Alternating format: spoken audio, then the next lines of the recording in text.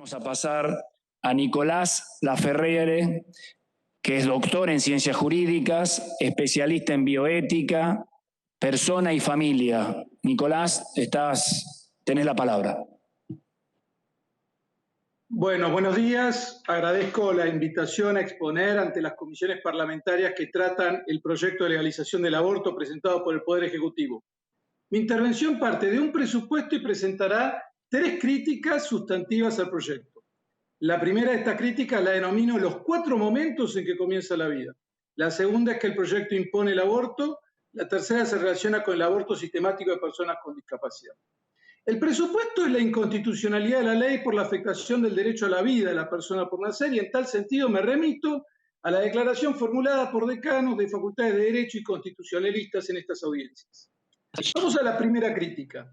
De aprobarse estas leyes, habrá en nuestro sistema legal 4 momentos en que comienza la vida humana. La concepción, que es el momento tradicional que figura en muchas normas y en el bloque de constitucionalidad. La semana 12, que es el momento en que comienzan a pagar la asignación por embarazo. La semana 14, que es el plazo en que el aborto será legal sin causales. Y el nacimiento, que es el plazo en que el aborto será legal por causales que por otra parte son de una inusitada amplitud. No se trata solo de un problema de coherencia normativa, sino que todo ello configura una inadmisible discriminación legal entre niños. Algunos tienen derecho a la vida, a recibir alimentos, a recibir ayudas sociales, a ser reconocidos, a su identidad, a recibir atención médica, a heredar, mientras que otros serán descartados por ser no deseados. La segunda crítica es que el proyecto de ley impone el aborto. Más allá de las declamaciones sobre la libertad, la imposición se da por una doble vía de presiones hacia las madres y hacia el profesional de la salud. Hacia las madres, sobre todo porque en las primeras y decisivas semanas del embarazo, el Estado lo único que les propone ofrecerles es el aborto. El proyecto de ley ignora que detrás de la mayoría de las madres que piensan en el aborto hay situaciones de vulnerabilidad que condicionan su libertad. No se atienden a las problemáticas de fondo que llevan a considerar el aborto y que se vinculan con violencias, presiones, pobreza y otras circunstancias.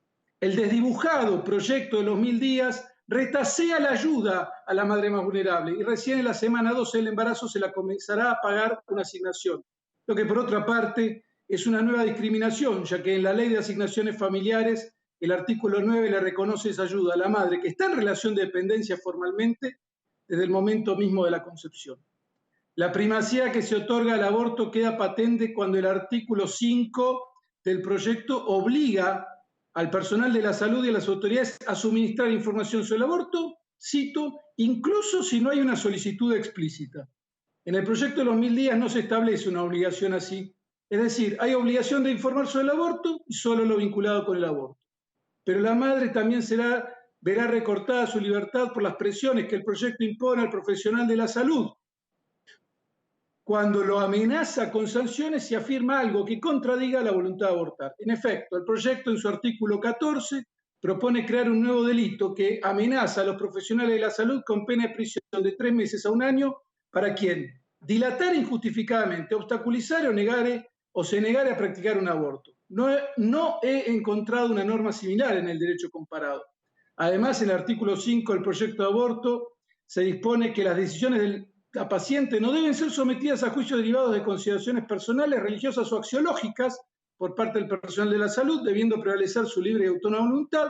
Y también se dice que el derecho a la información de la madre incluye, cito textual, el de no recibir información inadecuada en relación con la solicitada, artículo 5c. ¿Quién determinará qué es lo adecuado o lo inadecuado? ¿Cuándo una consideración médica será axiológica o personal? Cualquier información que provea el personal de la salud que pueda ser interpretada como contrariando la voluntad de abortar y que en condiciones normales formaría parte del consentimiento informado, a tenor del artículo 5 del proyecto, podría ser considerada como una forma de violencia contra la mujer, en los términos del artículo de la ley 26.485. Adviertan que todas estas presiones están dirigidas hacia los profesionales que no son objetores. Para los objetores también hay amenazas en el artículo 8 sumadas al hecho de que, el artículo de la objeción de conciencia, sumadas al hecho de que la forma en que la objeción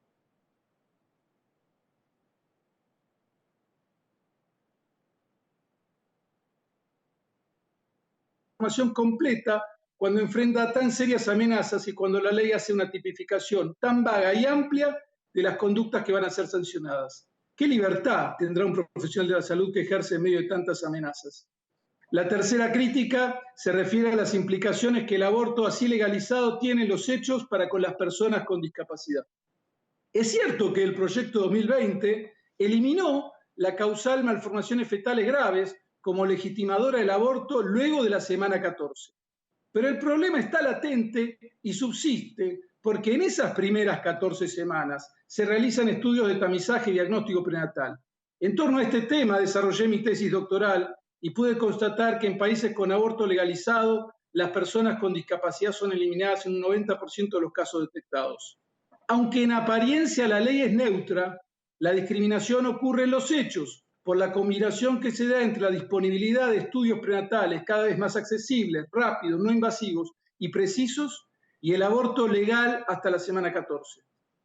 Este aborto de personas con discapacidad ocurre por una doble presión hacia los médicos que ofrecen los estudios prenatales de forma sistemática y rutinaria a toda embarazada antes de la semana 14 para atajarse ante cualquier posible acción de daños y perjuicios por la pérdida de la chance de abortar a tiempo al hijo con discapacidad, y hacia los padres por el sistema de salud u otros actores que los impulsan a abortar a sus hijos para evitar cargar con los costos del nacimiento de una persona con discapacidad.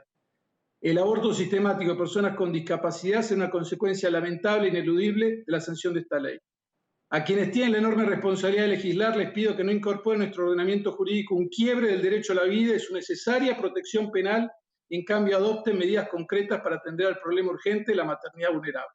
Muchas gracias. Muchas gracias, Nicolás, y muchas gracias por el uso correctísimo del tiempo.